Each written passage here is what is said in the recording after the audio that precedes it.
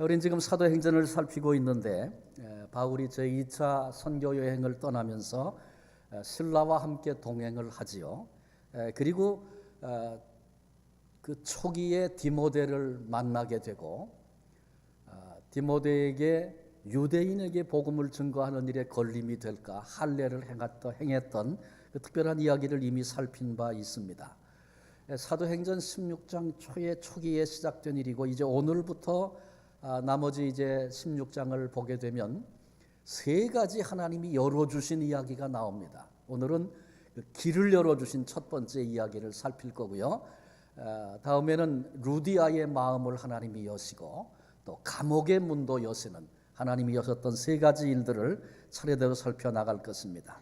오늘 그 첫 번째 하나님이 여신 길 함께 살피려고 합니다. 인생을 여러분 살아가면서 길이 막혀버려서 고통했던 때가 있었습니까? 앞만 둘러봐도 길이 없어서 절망했던 그런 순간들이 있었습니까?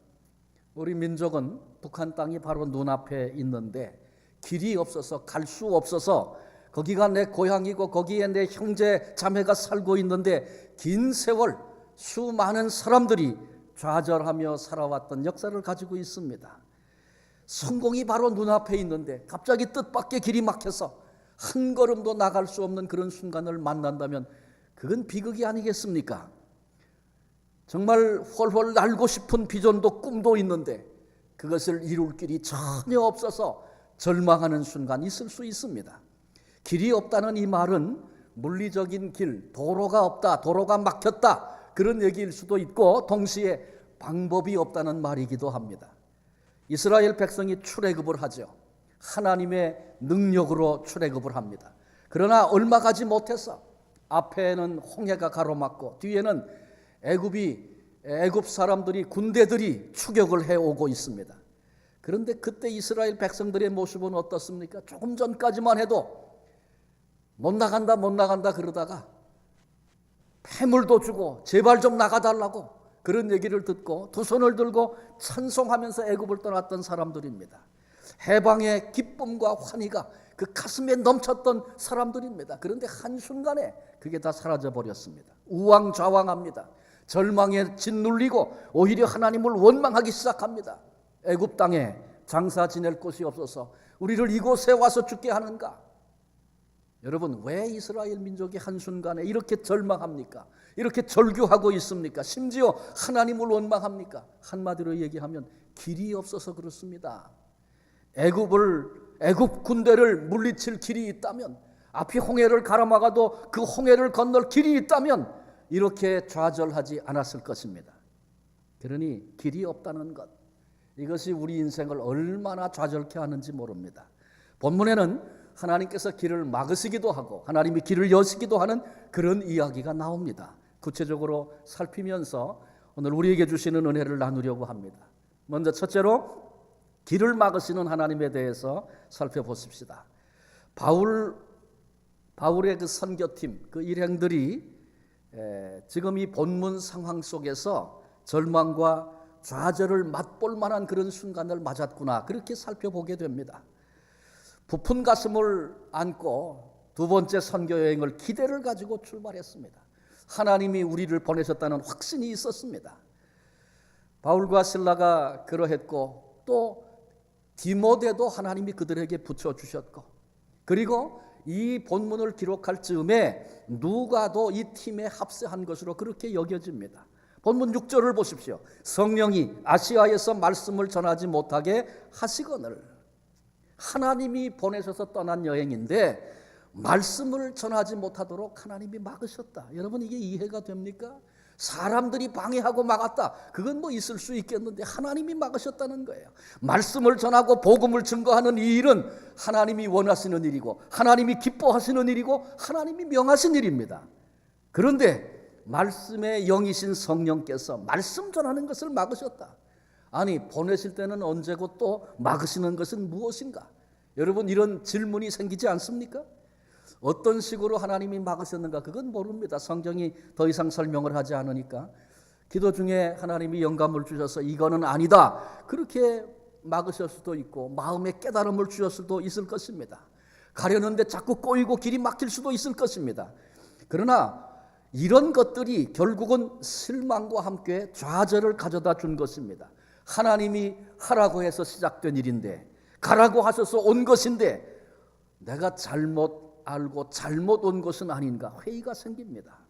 하나님이 맡기신 사역이라고 확신하고 내 삶을 송두리째 드리고 그리고 뛰어들었는데 내가 착각한 것은, 내가 오해한 것은 아닌가 의심이 듭니다.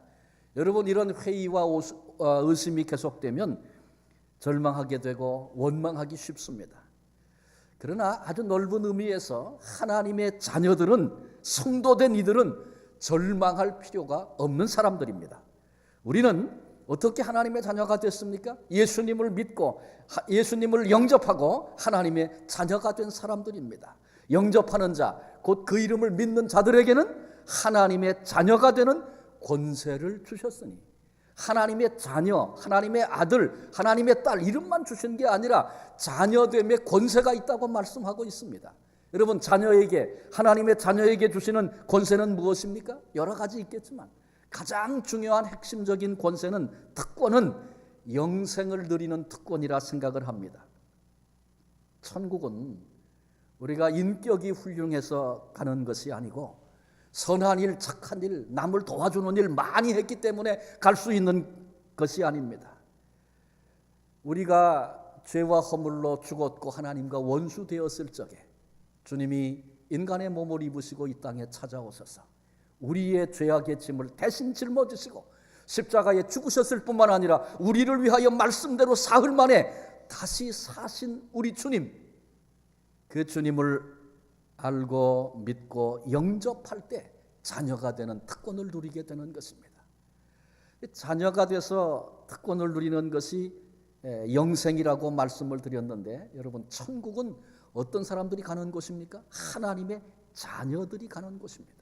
그러니까 예수님을 믿고 예수님을 영접한 우리들이, 자녀가 된 우리들이 천국을 통해서 영생을 누리게 되기 때문에 그것이 우리에게 주신 놀라운 특권이라는 것입니다.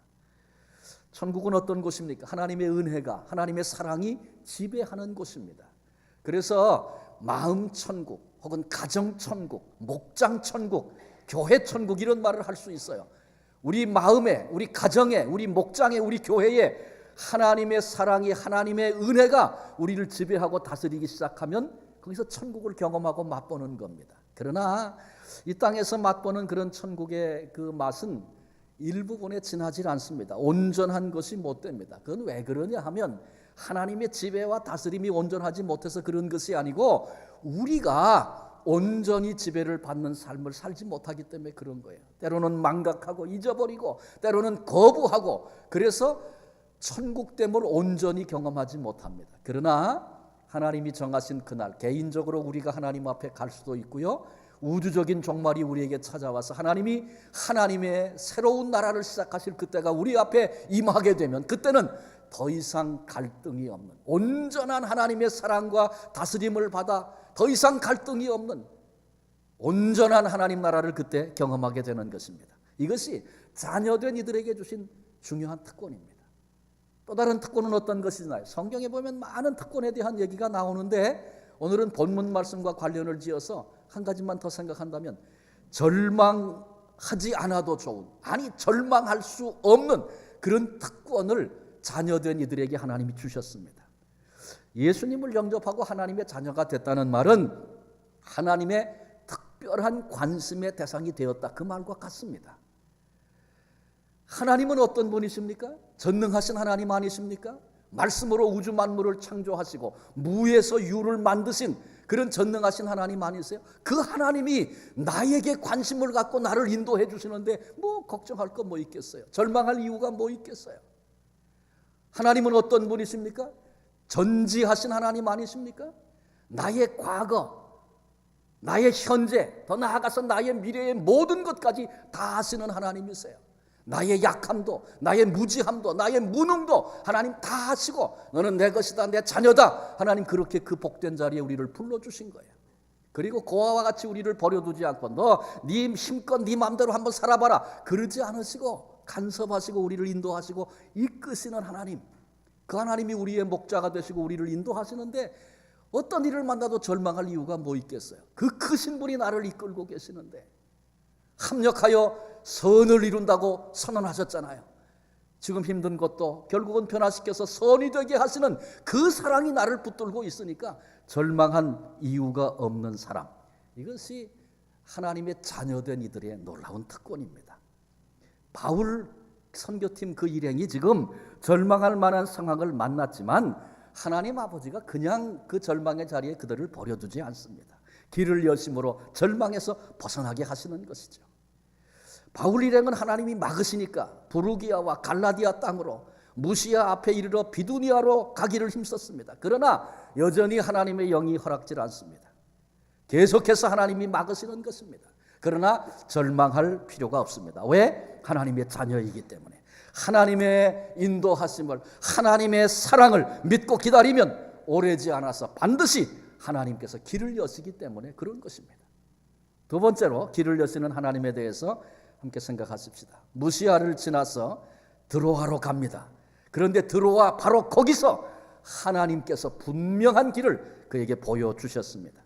바울이 밤에 환상을 봅니다. 그 환상에 보니까 마게도냐 사람이 그 앞에 서서 와서 우리를 도우라고 간청하는 그런 음성을 듣게 했습니다. 10절에 보니까 하나님이 마게도냐 사람들에게 복음을 전하라고 부르신 줄로 인정했다, 그런 말이 나옵니다. 거기 인정했다는 말은 결론을 내렸다, 그런 얘기입니다. 설명을 좀 드리면 바울이 환상을 보고 나서 자기 선교 팀원들에게 내가 환상을 봤으니까 다른 얘기 하지 말고 나를 따라와. 바울이 그렇게 하지 않았다는 겁니다. 자기에게 보여주신 그 환상을 팀원들에게 얘기를 나눴습니다. 그들이 기도하면서 이 환상을 하나님이 주신 이유가 뭘까? 우리가 어떤 결론을 얻어야 될까? 그들이 팀과 팀이 한 마음이 되어져서 그 환상을 놓고 의논한 결과 그들이 그런 결론을 내렸다, 그런 얘기입니다. 그래서 마침내 유럽을 향한 첫 번째 발걸음을 옮기게 됩니다. 유럽에 가서 어떤 일이 있었는지 이제 다음 말씀에 이제 우리가 또 살피게 되겠습니다만은, 이때부터 복음의 서진이라고 하는 유명한 그 복음의 방향, 지구를 서진해서 지금 복음이 흘러가고 있다는 그 방향성이 이때 정해집니다. 그때 하나님이 만약에 동쪽으로 아시아로 가고 싶어 했는데 아시아로 그냥 가게 하셨으면 어땠을까? 그 전혀 다른 얘기가 되겠죠. 그런데 이미 하나님께서 이 지구를 향한, 인생들을 향한 하나님의 선하신 계획이 있었단 말이죠. 그래서 하나님이 그 계획을 이제 진행을 시켜 나가시는데 바울 일행으로 하여금 하나님의 경륜을 깨닫고 그 하나님의 계획하신 일을 그 첫 발을 디디도록 마침내 그렇게 하나님이 길을 여시고 인도해 주셨다, 그런 말씀입니다. 길이 막혀도 실망할 필요가 없습니다. 기다리면 하나님이 반드시 지시해 주셔서 어디로 갈 건지 무엇을 할 건지를 알게 하신다, 그런 얘기죠. 왜냐하면 우리 하나님은 계시의 하나님이시기 때문에 그렇습니다. 인간이 우리가 인생이란 뭐냐, 영혼의 문제는 어떻게 되는 것인가, 깊이 사고하고 철학을 가지고 그리고 돌을 닦고 그래서 하나님을 찾아낸 것이 아니고 우리는 죄와 허물로 죽었던 막혀진 그런 존재들이었는데 하나님께서 먼저 우리 인생된 우리를 찾아오시고 당신이 어떤 분이신지, 하나님의 사랑이 어떤 것인지 계시하여 나타내 보여주셨다, 그런 얘기입니다. 그래서 우리가 하나님을 알 수 있는 것은 하나님이 나타내시고 보여주신 만큼 우리가 하나님을 알도록 그렇게 돼 있어요. 하나님은 계시의 하나님이시기 때문에 당신을 나타내기를 원하십니다. 당신의 뜻을 나타내고 당신의 뜻을 보여주기를 원하시는 분이 우리 하나님이십니다. 하나님은 지극히 크신 초월자여서 알 수 있는 그런 분이 아니고 하나님의 뜻은 특별한 사람들, 굉장히 기품을 가지고 있는 어떤 사람들만 알 수 있는 것이고, 이런 생각은 지극히 큰 오해입니다. 누구든지 원하면 하나님 만날 수 있습니다. 왜? 하나님이 우리를 만나기를 원하시기 때문에 그렇습니다. 누구든지 찾으면 하나님의 뜻을 찾을 수 있습니다. 왜냐하면 하나님께서 하나님의 뜻을 나타내기를 원하시는 계시의 하나님이시기 때문에 그렇습니다. 이론적으로는 그 얘기를 들으니까 이해도 되고 알겠는데, 그렇다면 왜 내가 신앙생활하면서 하나님 만나는 일이 그렇게 힘든가?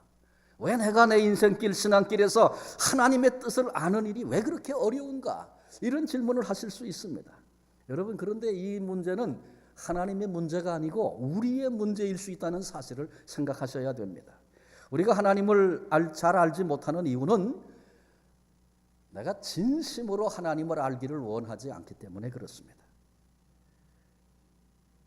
왜 그런 생각이 우리 속에 자리를 잡고 있냐 하면 말이죠, 하나님에 대한 오해 때문에 그런 거예요. 하나님을 알고 하나님을 만나고 하나님을 바로 믿었다가 내 인생의 즐거움을 다 그만두라, 그렇게 하실까 봐, 내가 살 수 없는 그런 삶을 나에게 강요하실까 봐 두려워서 하나님을 온전히 알고 싶지 않은 거예요. 선교사로 너 나가라, 심지어 다 팔아서 남 주고 저 아프리카 오지로 가라, 뭐 하나님이 이러실 것만 같아서 두려워서 하나님을 온전히 알고 그 앞에 서는 것 두려워하고 있습니다. 여러분, 누가 하나님을 그런 하나님으로 가르쳤습니까? 하나님이 뭐 줬다가 뺏으시고, 뭐 선교사는 아무나 보내십니까? 갈만한 자를 하나님이 보내시는 거죠. 그런데 하나님이 나를 귀중히 여겨 너 가라 그렇게 말씀하신다면 그건 감사할 일이죠. 이 모든 것은 다 하나님에 대한 오해 때문에 비롯된 일들입니다. 내가 하나님을 믿었다가 실망하면 어떻게 될까 두려워합니다. 여러분, 하나님은 결코 우리를 실망케 하시는 분이 아니십니다. 하나님을 알기 원합니다. 말은 그렇게 하지만 정말 알고 싶지 않은 그런 마음들이 우리 속에 숨어 있을 수 있다는 거죠. 내가 하나님을 제대로 알고 제대로 믿었다가는 용서하기 싫은 그 사람, 용서할 수 없는 그 사람 용서하게 될까 봐, 그래서 그게 싫어서 믿음의 길에 서려고 하지 않는 사람도 있다는 것을 들었습니다.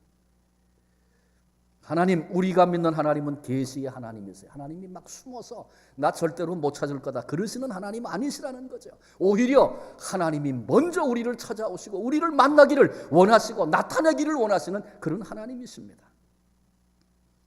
그러면 어떻게 우리에게 하나님이 하나님의 뜻을 나타내 주시는가? 어떻게 나타내 보이시는가? 어떤 사람은 하나님이 내 멱살을 잡아서라도 이렇게 이 길로 가라 뭐 이랬으면 좋을 것 같은 그런 생각을, 자기 틀을 가지고 하나님이 그렇게 만나 주시고 그렇게 말씀해 주시기를 바라는 사람도 있어요. 뭐 그렇게 하실 수도 있죠, 하나님이. 그러나 그 내 생각에다가 하나님을 묶으려고 하는 것은 어리석은 일입니다. 하나님은 다양한 방법으로 우리를 찾아오시고 우리에게 말씀해 주시죠. 하나님이 말씀하실 때는 성령의 감동을 따라서 영감을 통해서, 그래서 우리에게 주신 것이 특별한 계시로 우리에게 주신 것이 성경, 하나님의 말씀입니다. 우리가 성경을 읽을 때 읽어가면서 아, 이게 하나님 아버지의 마음이었구나 이렇게 알아집니까? 그거 하나님이 지금 이 순간에 내게 말씀하시는 겁니다. 이게 내 마음이란다. 성경을 읽으면서, 그래서 우리가 바이블 타임을 하고 말씀을 묵상하다가 깨달아지고 아, 그래 내가 이렇게 살아야 되겠다 이런 마음이 드는 거, 우리에게 말씀하시는 음성, 하나님의 감동을 경험하고 있는 시간입니다. 설교 중에 하나님의 음성을 내게 들려주실 수도 있어요. 아, 하나님이 나에게 이걸 말씀하고 계시는구나. 어떤 때는 지나가는 사람이 했던 한마디가 주님의 음성으로 내 가슴에 꽂힐 수도 있고요. 기도할 때에 하나님이 어떤 일들을 떠오르게 하시고 그 마음을 강하게 품게도 하시고 깨닫게도 하시는 다양한 방식으로 하나님이 우리를 만나주시고 우리에게 말씀해 주십니다. 그런데 우리가 하나님의 뜻을 깨닫는 일에 아주 가장 큰 방해가 되는 것이 하나 있는데, 그게 뭐냐 하면 순종할 마음이 없는 겁니다. 순종할 마음이 없는 것. 무슨 얘기냐 하면 하나님이 이미 우리에게 보여주시고 알게 하신 하나님의 뜻이 있어요. 근데 그 하나님의 뜻에 대해서, 확실한 분명한 뜻에 대해서 내가 순종하지 않으면서, 아예 그 부분엔 관심도 없으면서 내가 지금 이게 필요하니 하나님의 뜻을 나에게 알게 해주세요, 때로는 더 크고 더 깊은 것들에 대해서 그렇게 요청하고 요구하며 산다면 어리석은 사람입니다. 예를 든다면 하나님께서 우리에게 주신 말씀 가운데 항상 기뻐하라, 쉬지 말고 기도하라, 범사에 감사하라, 이는 너희를 향하신 하나님의 뜻이니라. 아주 명백하게 우리에게 하나님의 뜻을 가르쳐 주셨죠. 이 상황 이 자리에서도 하나님은 기뻐하라 그러시는데 관심 없어요. 쉬지 말고 기도하라. 이때에도 기도하라 그러시는데 그 일에 관심조차 없어요. 너 이때에도 감사하라. 그런데 그거 생각조차 하지 않아요. 그러면서 하나님의 뜻을 알고 싶다 그러면 그건 진짜가 아니죠. 하나님이 주신 뜻을 귀중히 여기고 그걸 늘 생각하고 내가 하나님의 뜻 앞에 순종하지 못하는구나. 내가 지금 하나님의 뜻대로 살지 못하는구나. 이렇게 자기를 돌아보고 오늘 하나님의 뜻에 관심을 두고 살아가기 시작할 때 그때 하나님의 뜻을 더 깊이 알아갈 수 있지 않겠습니까? 하나님이 뜻을 주셨는데 그건 다 제껴놓고 상관도 없이 그렇게 살면서 이 일에 대하여 하나님의 뜻을 내게 알려주십시오. 이건 모순입니다. 그러니까 우리가 하나님께 순종할 마음을 가지고 찾으면 하나님이 반드시 알게 하시는 것입니다. 우리 속에 하나님께 대한 순종하고자 하는 분명한 마음, 하나님을 사랑하는 분명한 마음 우리 속에 있다면 오늘 어려움을 만나도 그것 때문에 좌절하거나 낭망할 이유가 없습니다. 조금만 더 기다리면 하나님께서 반드시 하나님의 뜻을 나타내 보여주시는 것입니다. 하나님께서 마게도냐 환상을 보여주셨어요. 그랬더니 바울과 그 일행이 곧 마게도냐로 떠나기를 힘썼다. 본문이 그렇게 얘기하고 있습니다. 하나님의 뜻 앞에 순종할 마음을 가진 바울에게 하나님께서 선교 전체에 대한 구상을, 섭리를, 계획을 가지시고 그 한 부분을 바울에게 보이실 때 그들이 순종하여 나아감으로 하나님의 역사의 위대한 출발을 시작하게 하는 그 일을 바울로 감당하게 하셨다. 그런 얘기입니다. 자, 그러면 질문이 하나 생깁니다. 그렇다면 하나님께서 처음부터 야 바울아 너 마게도냐로 가라 그러시면 쉬웠잖아요. 그런데 왜 그렇게 가르쳐 주시면 아주 쉬운 일인데 갈라 그러면 맞고 이 길로 가면 또 그거 맞고 왜 그러셨습니까? 모르죠. 성경에 이거다 그렇게 말씀은 안 했으니까. 그러나 우리가 충분히 생각해 볼 수 있는 부분들이 있다 여깁니다. 하나님께서 처음부터 가르쳐 주시지 않고 막으시고 심지어는 좌절을 맛보게 하신 것 그냥 하신 일은 아닐 겁니다. 분명히 그걸 통해서 뭔가 선을 이루고 유익하게 하시기 위한 하나님의 경륜이 거기 있지 않았겠습니까? 하나님께서 생각하고 더 깊이 생각하고 그 문제를 놓고 더 많이 기도하게 하시려는, 그래서 하나님의 뜻이 뭔가 그 일에 관심을 갖고 하나님이 기뻐하시는 일이 과연 무엇일까 거기에 마음을 쏟도록 하시는, 그렇게 이끄시는 하나님의 선하신 손길을 이 이야기 속에서 발견할 수 있습니다. 결국은 내 뜻, 내 힘 혹은 내 계획 그것 가지고는 안 된다. 그것을 깨닫게 하시려고. 그래서 내가 계획을 세우고 내가 전략을 짜고 내가 이리로 가겠다고 여기고 그런 방식이 아니고 하나님이 인도하시고 이끌어주시는 하나님의 뜻에 관심을 갖고 그것을 분별하려고 하고 그리고 그 일 앞에 순종하려고 하는 그런 마음, 그런 자세로 나아가게 하시려는 하나님의 경륜이 여기 있지 않았겠는가, 그렇게 살펴봅니다. 자, 이제 우리 얘기를 좀 하고 마무리를 해야 되겠죠. 사랑하는 성도 여러분, 지금 인생길을 걸어가면서 이민생활하고 신앙생활하면서 내 앞에 길이 막혔다고 느껴서 그래서 답답해하고 힘들어하는 분은 안 계십니까? 오늘 우리는 말씀을 들었어요. 어떤 길이 막히고 어떤 힘든 일이 있어도 우리는 좌절할 이유가 없는 사람들이다. 왜? 하나님의 자녀이기 때문에 그렇습니다. 오히려 우리는 하나님의 이끄심, 계시의 하나님께서 어떻게 하나님의 뜻을 나타내시며 우리를 어떻게 이끌어 가실 것인가에 대하여 기대하고, 그래서 오늘 넉넉히 참고 견딜 수 있는 그런 성도 되어져야 합니다. 제가 아까 우리 간증하신 분을 아주 신앙이 잘 이쁘게 자랐다 그렇게 얘기를 했는데, 시애틀에 가는 것에 대한 두려움이 있었지만 지금은 그게 기대로 바뀌었어요. 이 얘기 하시더라고. 여러분 얼마나 많이 잘 자랐어요. 네. 내가 혼자 간다? 내가 왜 혼자라고 생각했을까? 거기 가서 하나님이 이번엔 무슨 일을 이루실까?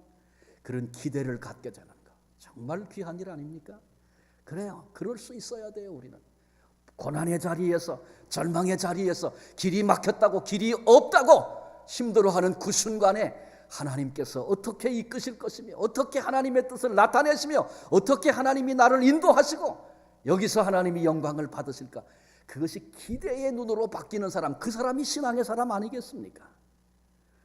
하나님이 자꾸 나를 막으시면 오늘 지금 여기서 뭘 해야 하는가? 오늘 본문이 그것도 얘기해 주고 있습니다. 아무것도 안 하면서 하나님 뜻을 가르쳐 주세요, 그리고 머리를 쳐박고 있어서는 안 된다고 본문이 가르쳐 주고 있습니다. 바로 거기서도 내가 할 수 있는 최선의 것을 행하라, 그렇게 본문이 가르쳐 주고 있어요. 바울이 아시아에서 말씀 전하는 걸 하나님이 막으셨어요. 이렇게 더 이상 말씀 전하지 못하는데 그냥 주저앉아서 어떻게 하면 좋은가, 그러면 뭘 하란 말입니까? 그렇게 고민하지 않았어요. 오히려 부르기아와 갈라디아 땅으로 무시아 앞에 이르러 비두니아로 가고자 하여간 애를 쓰고 길을 찾아보고 자기가 할 수 있는 최선의 걸 하는 거야. 그런데 그래도 또 예수의 영이 허락하지 않았다. 무시아를 지나서 드로아로 갑니다. 보십시오. 하나님의 인도하심을 구하며 최선을 다하는 바로 그 자리에서 하나님께서 마게도냐의 환상을 보게 하신 것입니다.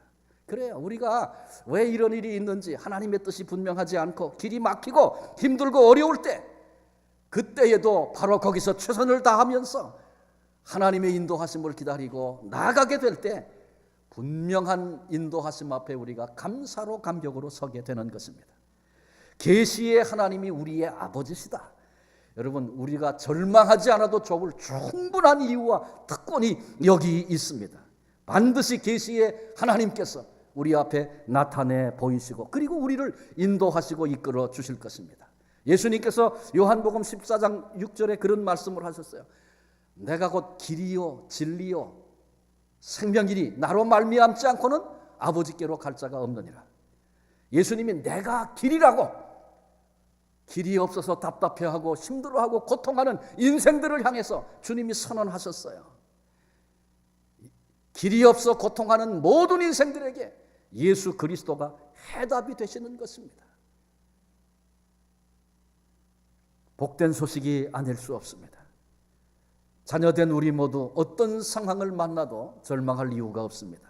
계시의 하나님, 길을 여시는 하나님, 모든 인생의 길이 되어주시는 예수님을 향하여 기대하고 기다리는 복된 성도들이 되시기를 바랍니다.